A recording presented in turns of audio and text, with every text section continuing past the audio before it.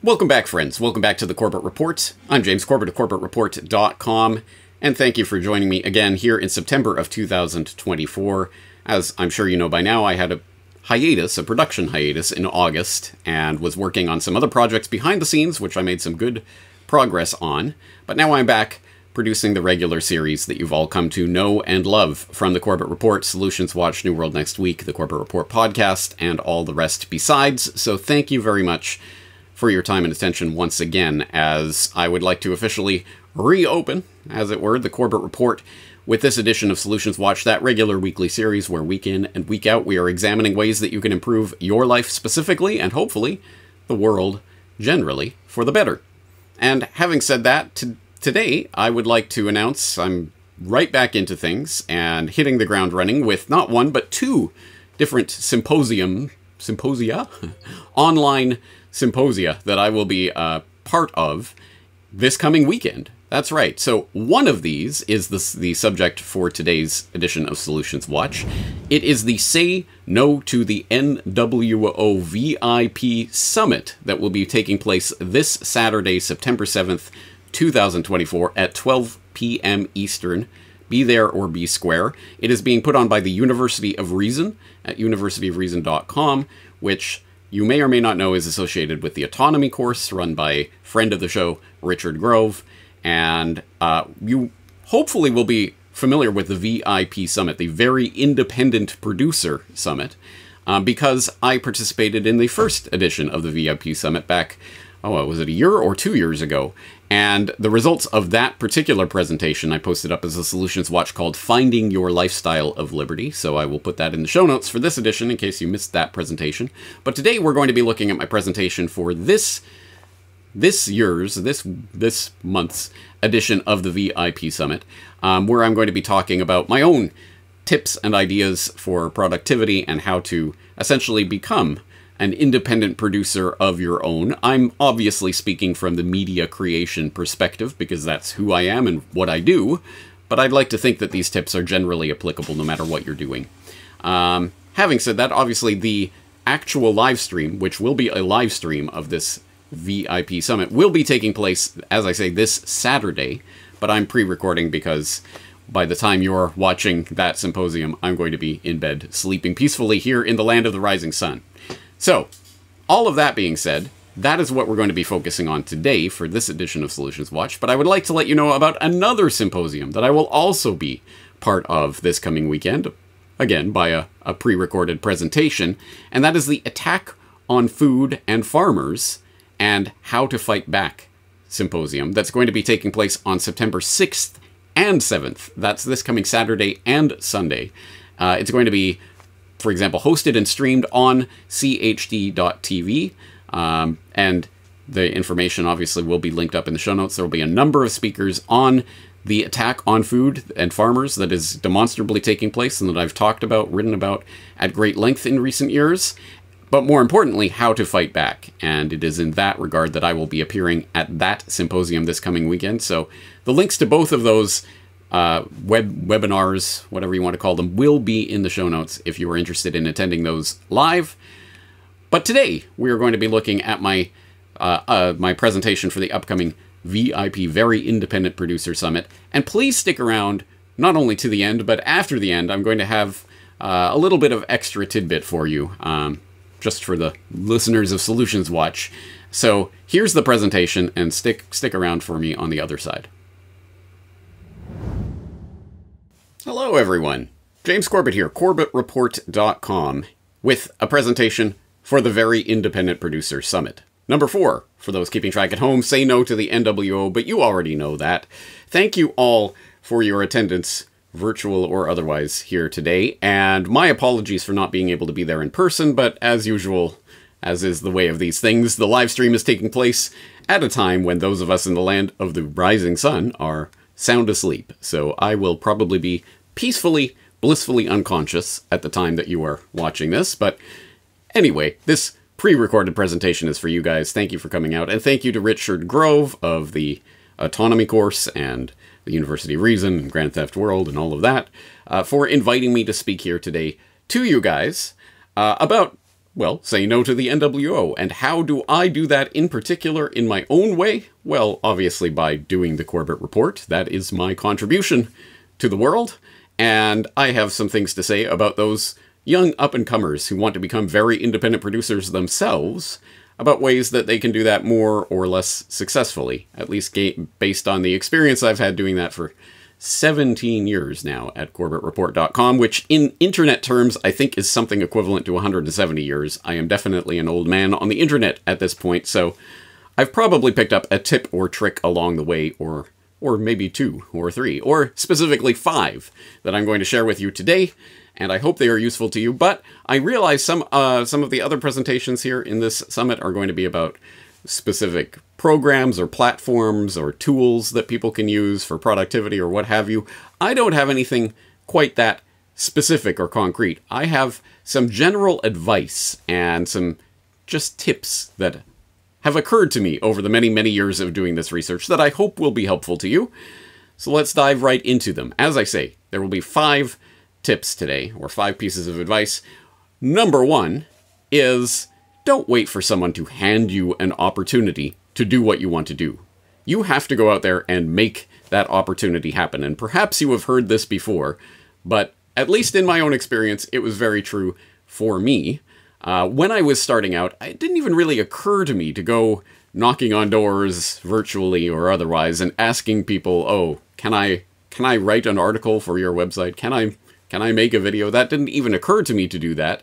What occurred to me was, well, hey, I've got this information. I want to get it out. How do I do that? It's the internet age. I'll start a website. I'll start a podcast. I'll start doing it. And as I've pointed out many times before, if you go back and listen to my very early podcasts or watch my very early videos, you will see that they were technologically incompetent and not very well produced. But hey, they were something. And the most important part of that is I kept doing it over and over and over and over, and I'd like to think improving along the way, both technically and otherwise. So that, to me, that's the way to do it. Don't sit there waiting for someone to come along with some job offer. Hey, I've heard from the grapevine that you want to do video editing. Well, please do video editing for me. Here's a lot of money. That probably isn't going to happen. Hey, maybe it will. But don't wait for it to happen. Go out there and make your own opportunities happen in whatever way is possible for you. Tip number 2. Here's an interesting one that relates to my experience when I was first starting out. When you're first starting out doing something, you've got all this energy and excitement and, hey, this is this new thing that I'm doing. Take that energy, harness it, and use it by setting yourself an unrealistic production goal and then meeting that goal. And that is something I specifically did in the fall of 2007. I remember at that point, I'd been researching this material for some time now at that point. And so when I was browsing through news feeds or looking at what the daily news was from the mainstream world, I could see, oh, this story relates to that. Oh, this story, I know a little bit more about the background of this story. Oh, this story is forgetting to tell its readers about this. And every single day there was something popping up on the news feeds that I knew I have something to say about that. So I thought to myself, I bet I could write an article every single day. And why not? So I started to do that, and there was a period of time for, I believe, a couple of months there in the fall of 2007, where literally every single day, rain or shine, no matter what was happening in my life, I carved out some time to write an article. And it's crazy thinking back on it, but I did that, and while working my full-time job, coming home at night and doing that. And I did that for, I can't remember how many weeks I did that, but I did it. And I remember at the time even thinking, this is a bit crazy, but I'm going to do it because I can. And then I did, and I showed myself that I can do it. And I think harnessing that early enthusiasm and energy that people have when they're first getting into something is it's a good way of using that energy for something not only obviously productive, that will obviously be notches in your belt, laurels in your crown, whatever, you know what I mean. But also, it will be that thing that you can look back on later when that initial enthusiasm and energy wears off and things start to become routine and more chore-ish and, oh, I don't know if I can do this. You can think back to that time you did that incredibly unrealistic thing, and you did it. and you can go, hey, you know, maybe I can do this. So even to this day, that still serves me well, that I had that crazy idea and I did it. And so I know that I can do it. All right, tip number 3, develop a workflow that works for you. And if it ain't working, you got to fix it and tinker with it until it does work for you. But once you find that workflow, it makes things so much easier. And here's a specific example from my own work that has developed over the years. I didn't used to do this, but I have done this for the last several years. And it really does help me. If I ever get stuck for something to talk about or an idea, or I don't know what to write about in my editorial this weekend, it doesn't happen often, but it does happen sometimes.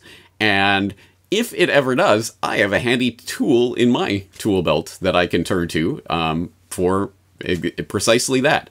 Specifically, when an interesting story goes through the news wires and I see something, or I pick up on some nugget of information that I know, oh, if I delve into that, I bet you there's a podcast episode in that, or I bet you I could write a good article about that.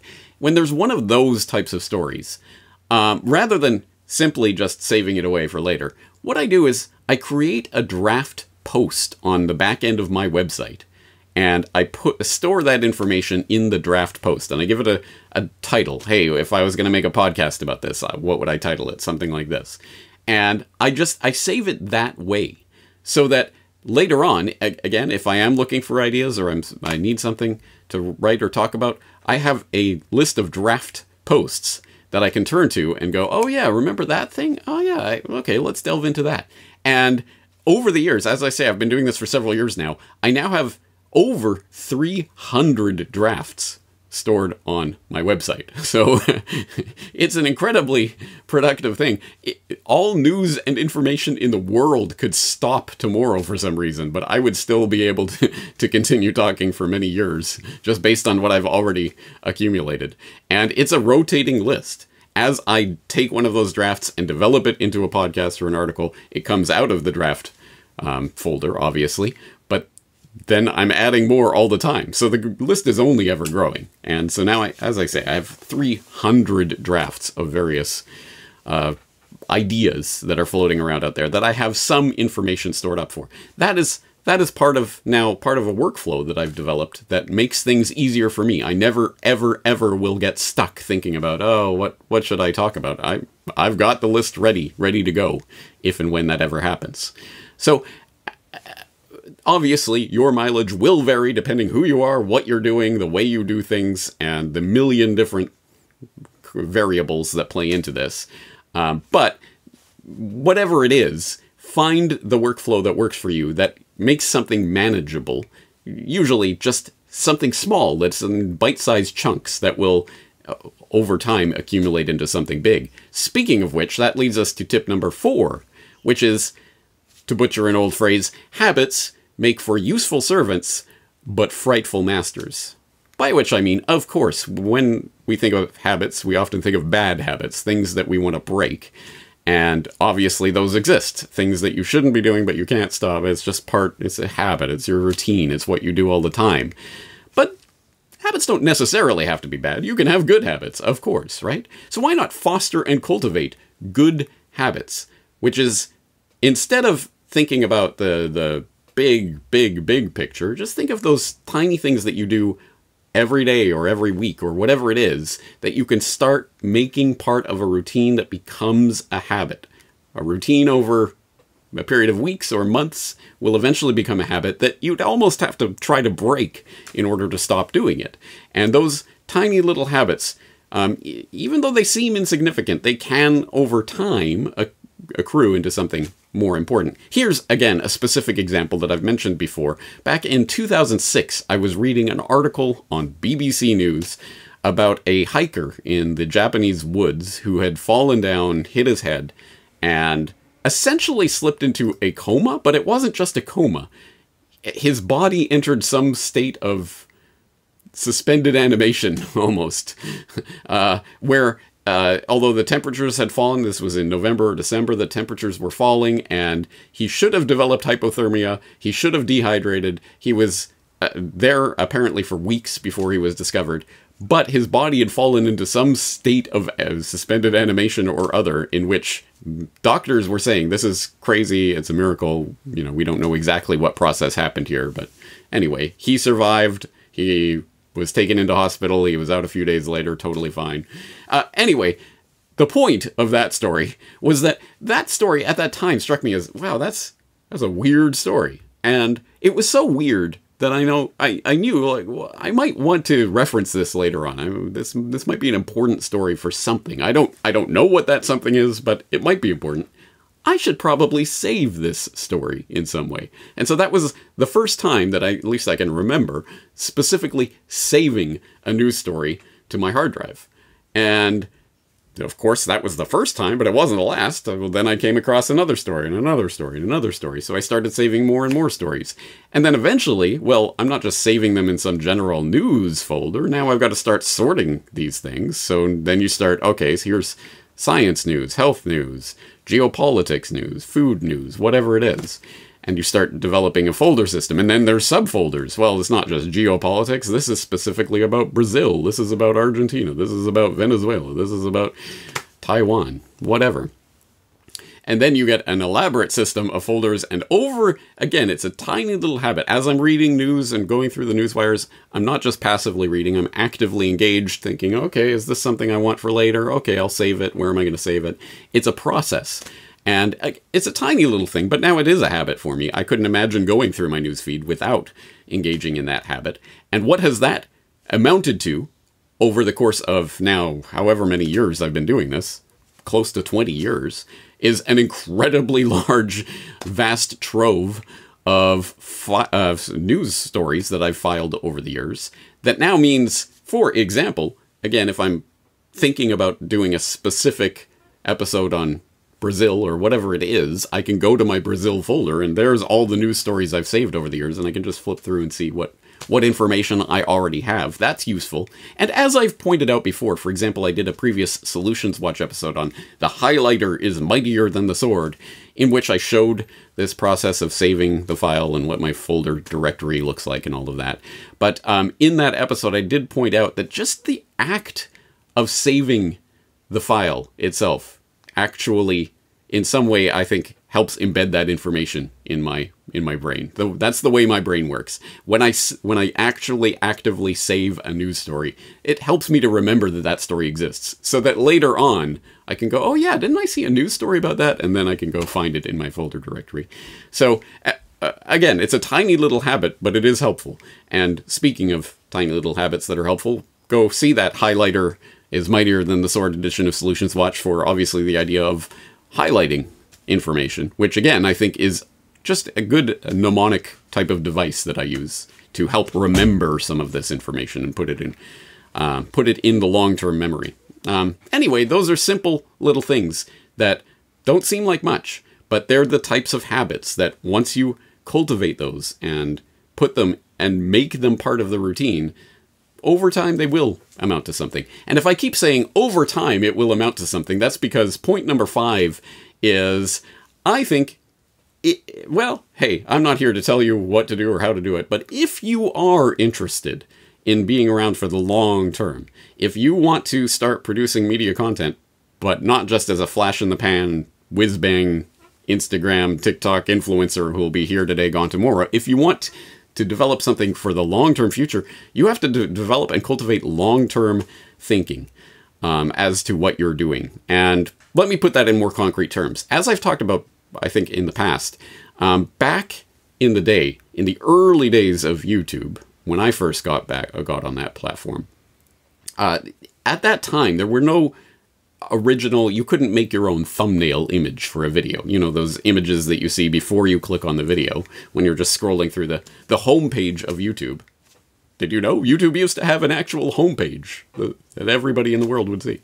Crazy, right? Anyway, when you're scrolling through and looking, you'll see that image and decide whether you want to click on that video. But back in the day, that wasn't customizable. It was just a screen grab from the video itself.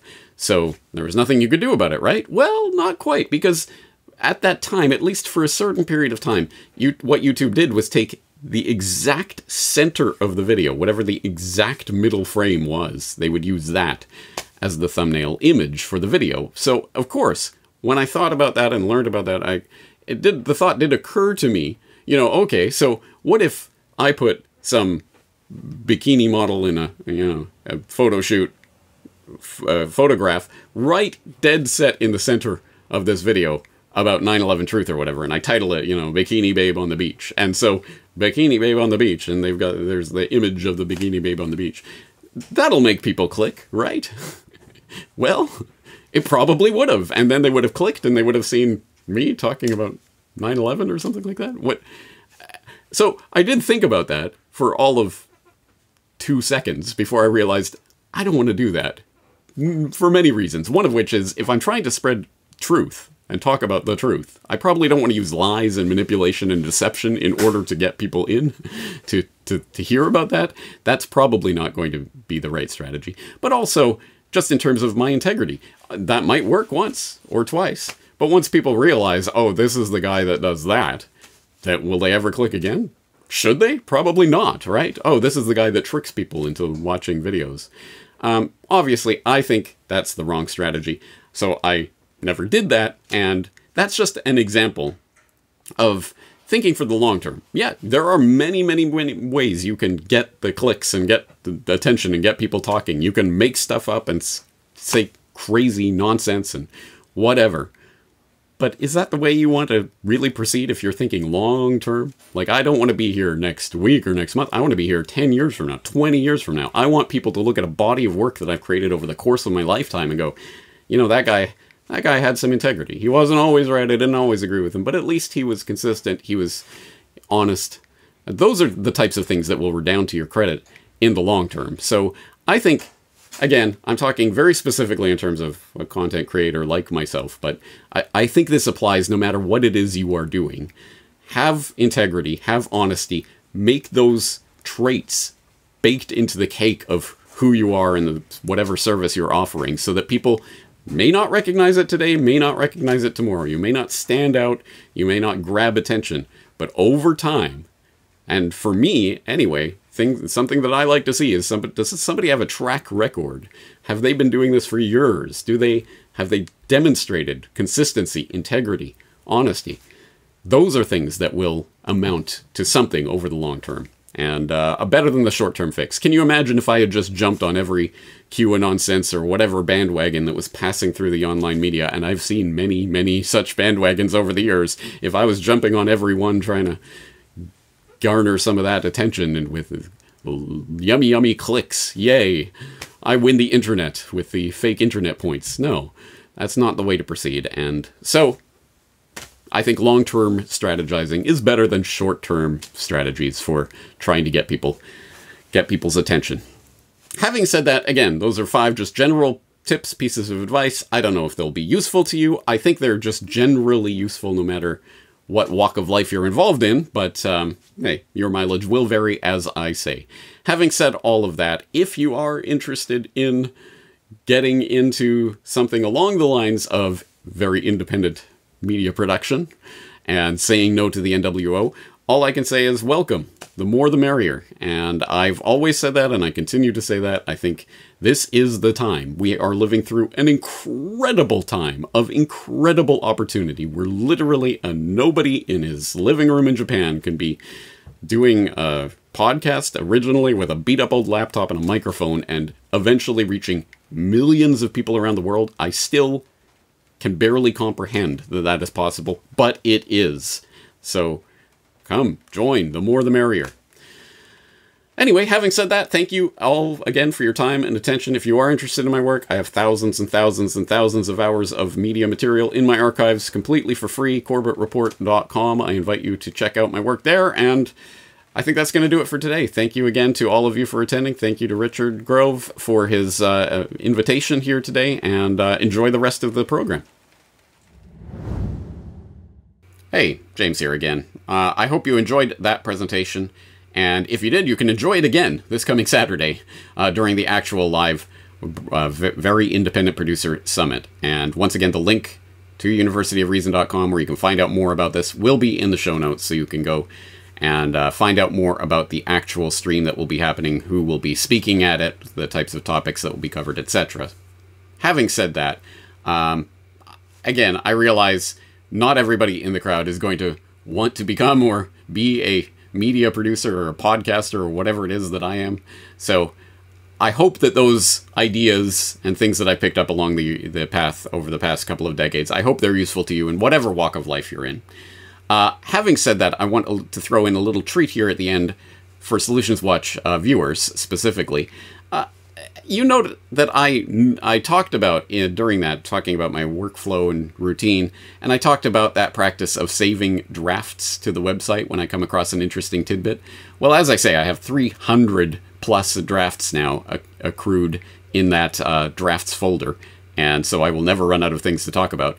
Well, as a little bonus treat for subscribers to the Corbett Report, this past weekend, I hope you saw that I posted a September open thread and subscriber video. And in that subscriber video, if you are a Corbett Report member, a paying member of the website, and you log in, you can see the subscriber video, wherein I take, just on a lark, these 300 ideas that I have, I took 6 of the, I think, the most interesting ones that I've got cooking, and I put them out there for a vote. Yes, in my performative contradiction. Well, this isn't a democracy, really, per se. I'm choosing what you're voting on. But I put it out to the members of the Corbett Report website. Of these 6 ideas, which one do you want to see fleshed out into a Corbett Report episode or an article or something? And so people are in the process of voting right now on that September open thread. If you're interested in that, go check out the September open thread. If you are a Corbett Report paying member and want to participate in that selection process, of course, you are invited to log into the website and do so. If you don't know how to do that, just get in touch with me. I'm happy to walk you through that.